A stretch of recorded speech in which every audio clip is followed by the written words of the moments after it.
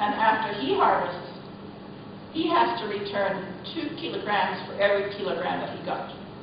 And that 2 kilograms is put in his local self-help group seed bank. And the seed bank, most of them have had, before the last drought, 4 or 5 seasons of seed in them. After last year, we're starting from bottom again, building up those seed banks. These seed banks have to be managed or they don't work. And we get monthly data sheets with the exact amount by weight of every seed that is in every seed bank. So Joshua knows immediately who needs what kind of seed when from those monthly reports. Huge database.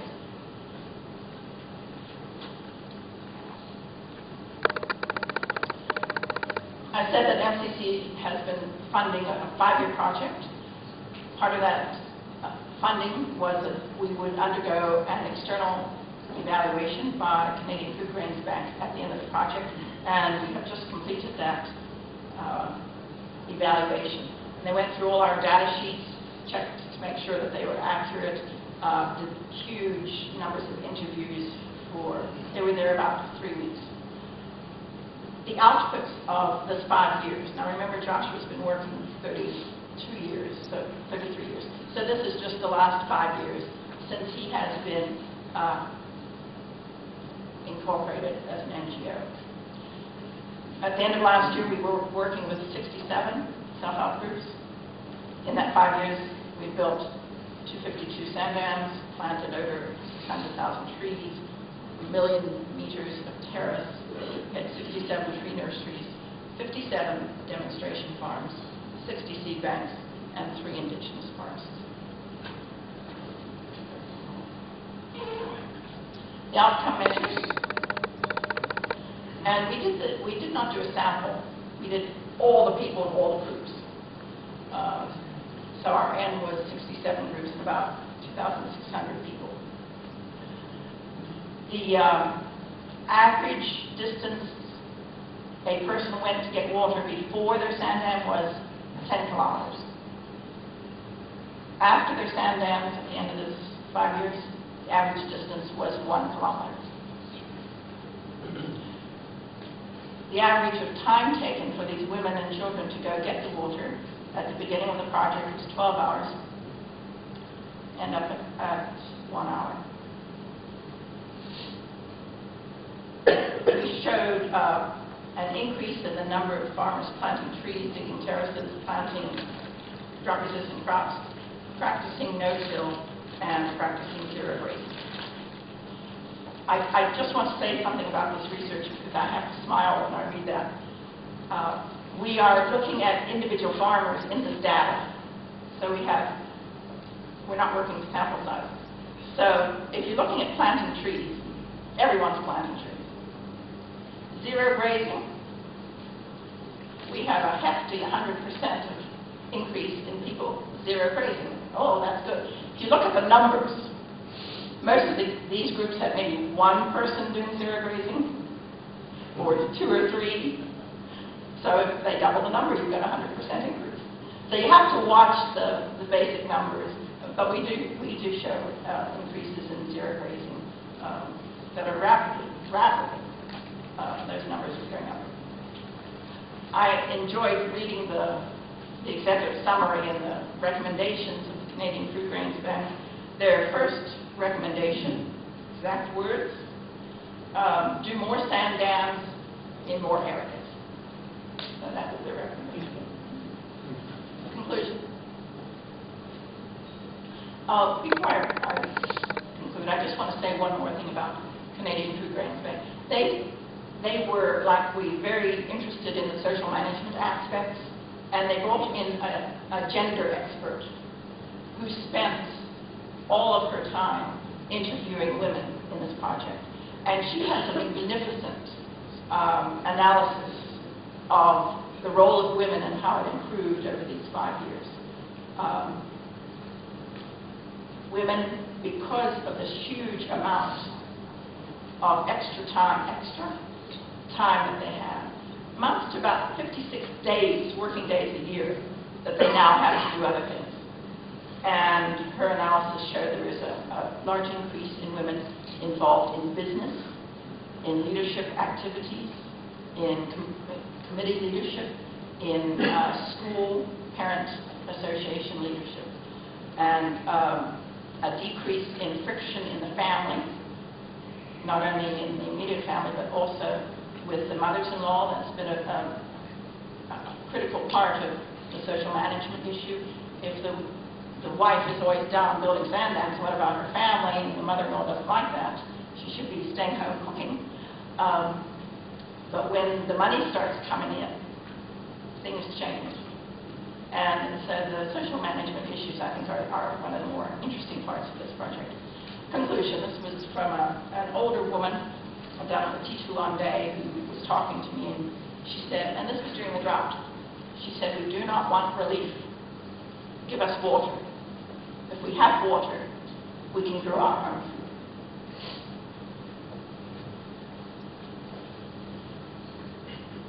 Five minutes?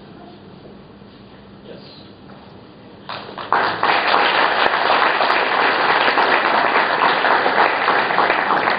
And we will be doing a short workshop this afternoon, and I'll have the bibliography and a bunch of material there for those of you who are interested in more technical classes.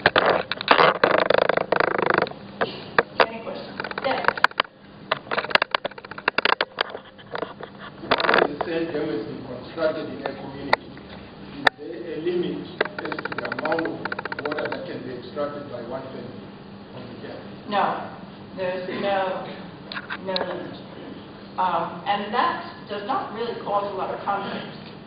Even with the drought, we do a lot of participatory interviews with people who are interested in this because in a drought, water becomes so precious. And what we heard over and over and over again from people, we are so happy that we have extra water to share. So I think that's part of the Western culture of the kind of people we share. Yes.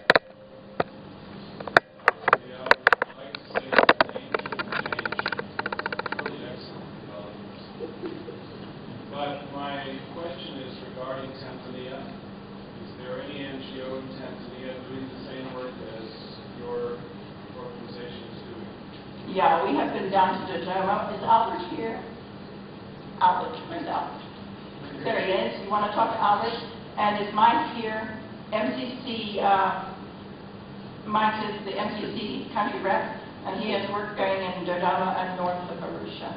And Joshua has been involved in both of those projects. What we like to do is visit with the NGO that wants to get started. They send a couple teams up to work with our community groups, and then they can go back and organize and do their own thing. And we will provide artisans and a dam coordinator to get them started. But Joshua's vision is the NGOs all over Africa do this themselves after maybe two or three or four visits with us. He's not interested in expanding his own work. I'd like to speak for Mozambique Center Group for a week. That was about 3 years ago. There are more than 20 dams in Mozambique, and they're standing up for national with Christian Council in Mozambique. Yes.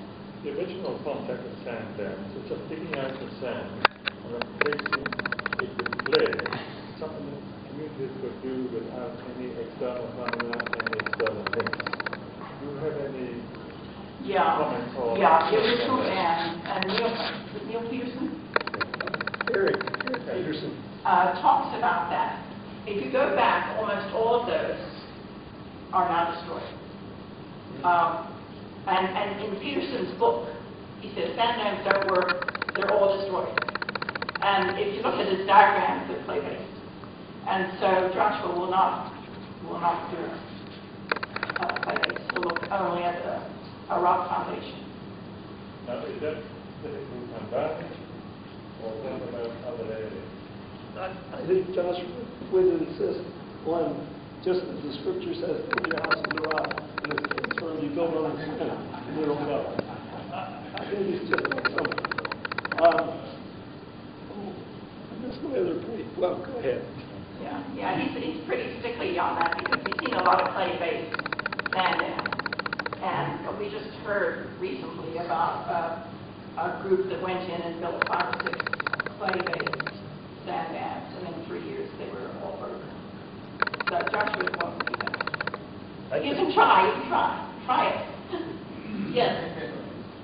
Apart from the issue of building on the rock, my understanding from you is that you're not getting down to that hard surface, when you're going to have the hydraulic effect of the water going underneath to lose all the water.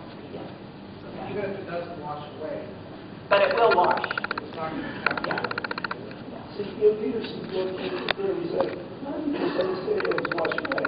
Well, I can tell you, of the stuff that's just some of the houses that Joshua's built, they're all there.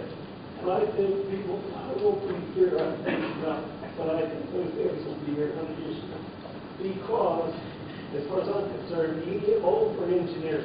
They're probably 2.5 fold more robust than what Governor Kenya says they need to be.